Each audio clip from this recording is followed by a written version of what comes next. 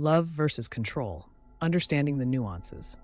The complex dance of human connection often blurs the lines between love and control. While love seeks to elevate and free the individual, control, in all its forms, aims to constrain, diminish, and often manipulate. Recognizing the subtle and insidious ways control can manifest is crucial for fostering truly healthy and reciprocal relationships. It's not always about overt demands. Sometimes the most damaging forms of control are the ones that operate beneath the surface, reshaping a person's very sense of self and reality. The unmistakable nature of love. At its heart, love thrives on respect, trust, and mutual well-being. In a genuinely loving connection, you will experience safety and security. You feel safe to be vulnerable, to make mistakes, and to express your authentic self without fear of judgment, retribution, or physical harm. This safety extends to your emotional landscape. Encouragement of individuality. A loving partner celebrates your unique identity, your passions, your aspirations, and your friendships. They don't seek to change you or mold you into someone you're not. Instead, they champion your growth, even if it means venturing into areas outside their comfort zone or understanding. Honored boundaries. Your personal limits and needs are not just acknowledged, but genuinely respected.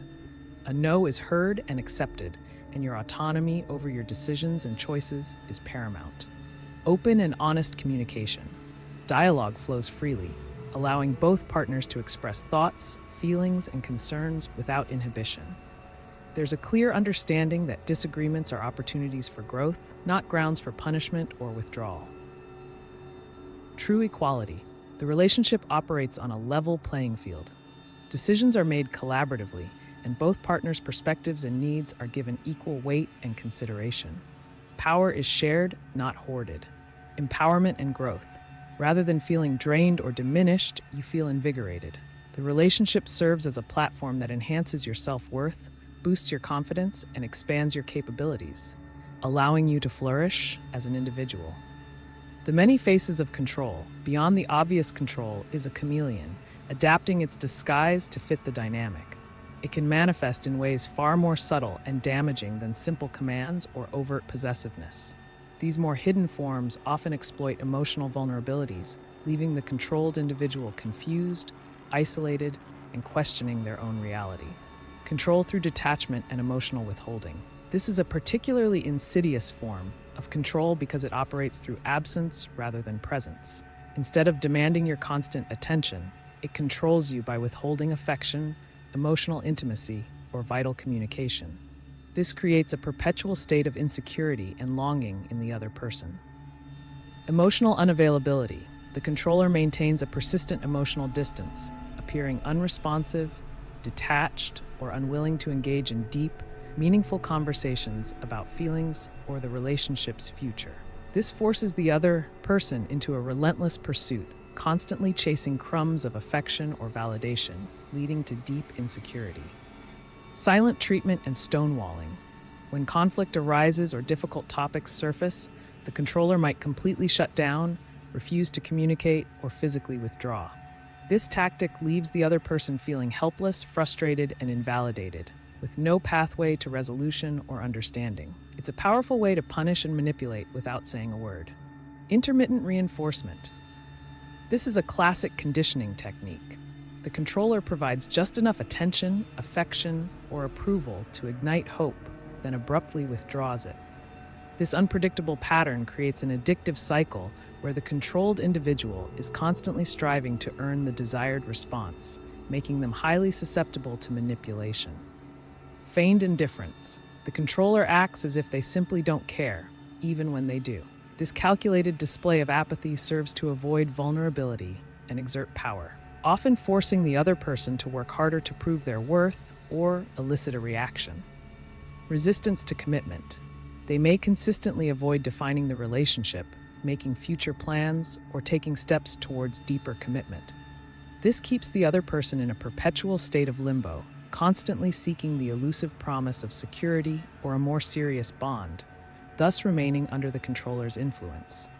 Control through erasure of identity. This is a profoundly damaging form of control that strikes at the core of an individual's being.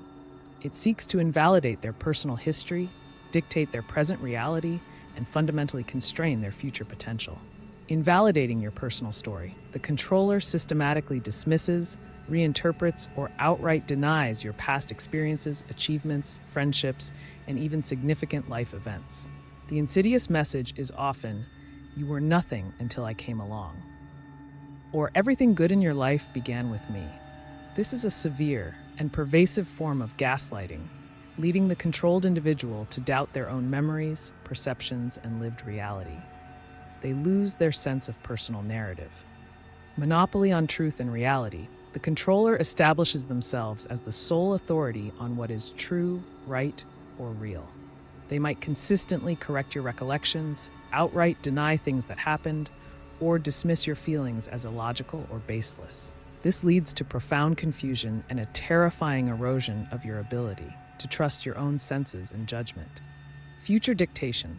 Your aspirations, personal goals, and independent desires are not just disregarded, but actively undermined or subtly replaced with the controller's vision for your life.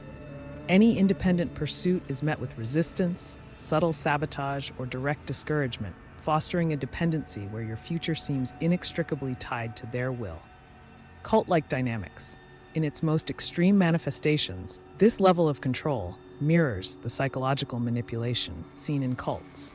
The controller becomes the sole source of meaning, purpose, and reality, isolating the controlled individual from any external influences that might challenge the controller's narrative. The world outside the relationship is often demonized or rendered irrelevant. Control through spiritual bypassing.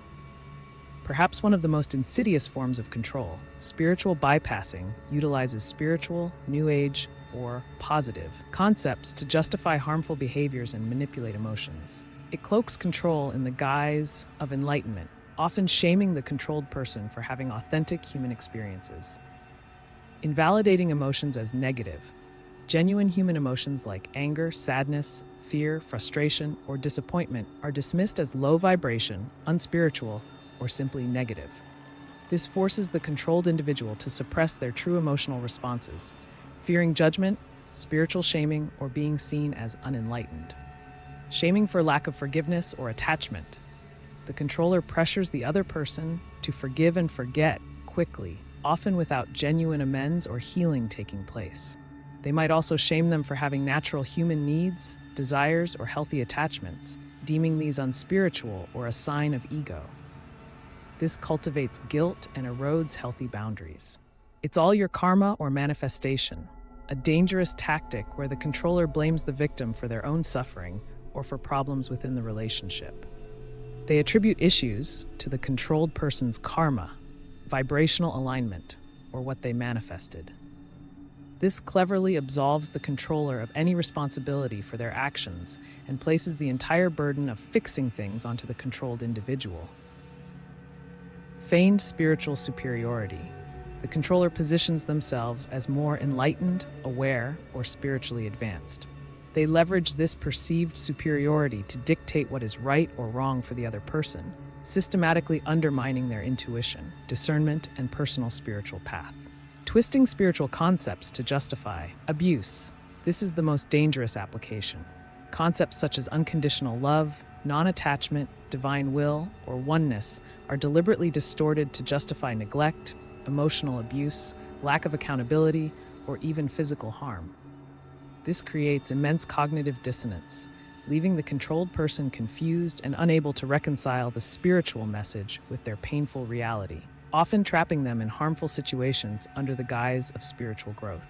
Questions for self-reflection. To navigate the complexities of love and control, consistent self-reflection is key.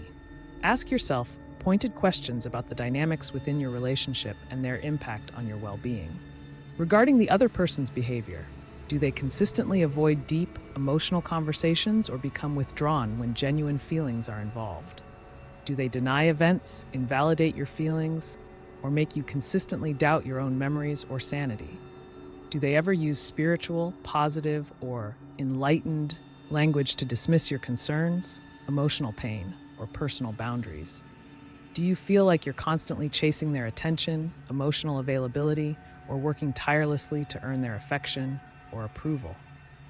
Do they undermine, dismiss, or attempt to reshape your personal history, your aspirations for the future, or your independent connections with others? Regarding your own feelings and reactions, do I frequently feel emotionally starved, perpetually anxious, or deeply insecure within this relationship? Do I find myself suppressing my true feelings, opinions, or needs to avoid their disapproval, judgment, or being labeled as negative or unspiritual? Do I feel increasingly isolated from friends, family, or activities that once brought me joy, noticing that my external life is diminishing? Do I constantly seek their validation, permission, or approval for even minor decisions? Do I feel a profound sense of losing my unique identity, my memories, my personal narrative, or my independent aspirations for the future? Do I often feel guilty for simply having normal human needs, desires, or emotional responses? The underlying dynamics, why this happens. These complex and often damaging controlling dynamics are frequently rooted in deeply ingrained attachment styles and, in more extreme cases, personality traits or disorders.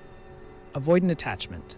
Individuals with an avoidant attachment style often learned early in life that their emotional needs were not reliably met or that expressing vulnerability led to rejection. As a protective mechanism, they developed strategies to suppress their own emotional needs and prioritize fierce independence. Their form of control is the consistent maintenance of emotional distance, pushing others away when intimacy becomes too threatening.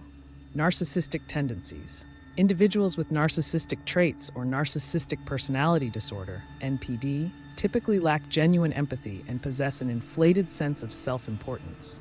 They require constant external validation, known as narcissistic supply.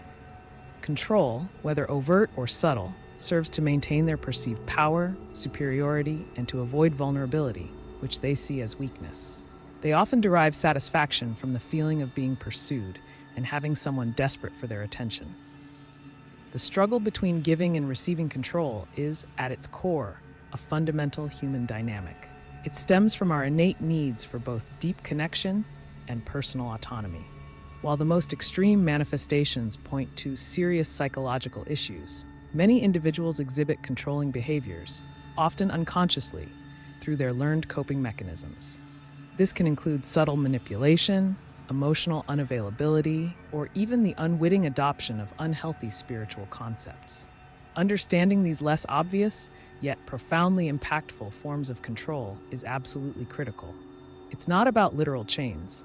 Sometimes the most profound control occurs when your very identity, emotional landscape, and personal story are subtly erased or manipulated, leaving you feeling profoundly lost and disoriented in a relationship that paradoxically claims to be about love.